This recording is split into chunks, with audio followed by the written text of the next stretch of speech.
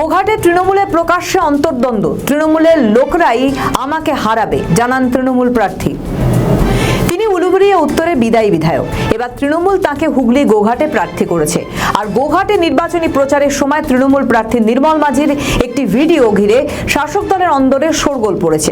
Viral video নির্মল মাঝি আশঙ্কা প্রকাশ করেন দলের একাংশ তার বিরুদ্ধে প্রচার করছে। তিনি বলেন, বিধায়ক হয়ে মানুষ মজুমদার উন্নয়ন করেননি বলেই দল গতবার হারে।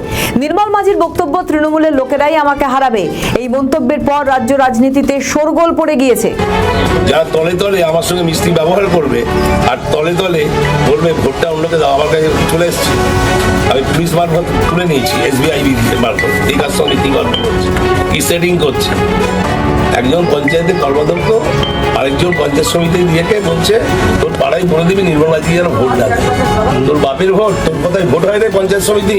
তুই তোর বাপের মানে মহাভাগ্য যে তুই পঞ্চায়েত সমিতির দিদির ছবি বেঁচে হয়েছিস।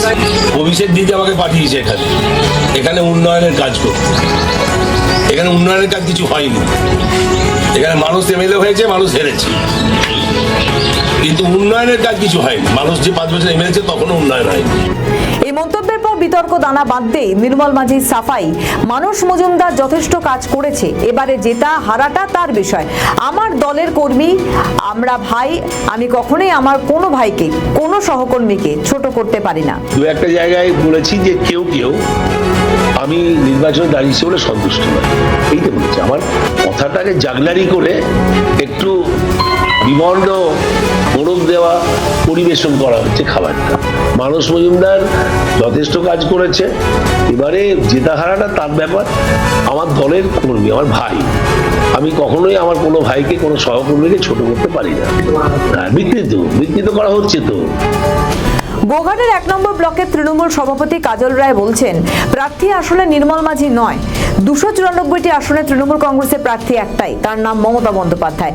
দলের মধ্যে কে কি মন্তব্য করছে সবটাই জানে দলের নেতৃত্বরা। অ্যাকচুয়ালি নির্মল মাঝি নয়, এই এলাকার প্রার্থী হচ্ছেন বাংলার মুখ্যমন্ত্রী, বাংলার জননেত্রী মমতা বন্দ্যোপাধ্যায়। 294টা আসনে আমাদের তৃণমূল কংগ্রেসের প্রার্থী একটাই, তার নাম মমতা বন্দ্যোপাধ্যায়। যদি কোনো নেতা বা কোনো নেত্রী এই ধরনের আচরণ করে থাকে, আমাদের দলের সাধারণ সম্পাদক অভিষেক বন্দ্যোপাধ্যায় তিনি পরিষ্কার জানিয়েছেন, তিনি প্রতিটা এলাকা থেকে ওনার টিম আছে, সেই টিম ঘুরে তাদের রিপোর্ট তৈরি করছে। রিপোর্ট করার পর যদি কোনো ধরনের এই ধরনের আচরণ করে থাকে, দল কঠোর থেকে কঠোরতম ব্যবস্থা নেবে। তৃণমূলকে কটাক্ষ করেছে বিজেপি। গোঘাটের বিজেপি প্রার্থী প্রশান্ত দিগার বলেন, এটা ওদের আভ্যন্তরীণ ব্যাপার। তবে এখানকার কাউকে প্রার্থী করার জন্য পেল না তৃণমূল, বাইরে থেকে আনতে হলো, তবে উনি জিতবেন না। যাকে উলুবেড়িয়া থেকে প্রতারিত করা হয়েছে, উলুবেড়িয়া থেকে ঘুরে এনে এই গোঘাটের মতন জায়গায় প্রার্থী করা হয়েছে। এই বহিরাগত প্রার্থীকে না মানার কারণ হিসেবে হতে পারে, আর কিন্তু 100 ঘাটে ওনার জায়গা নেই।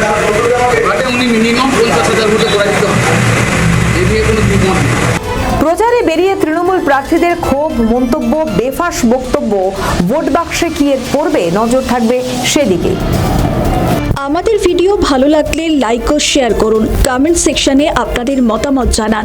আরও ভিডিও পেতে আমাদের চ্যানেলটিকে সাবস্ক্রাইব করুন এবং প্রতি মুহূর্তে খবরের আপডেট পেতে প্রেস করুন বেল আইকন।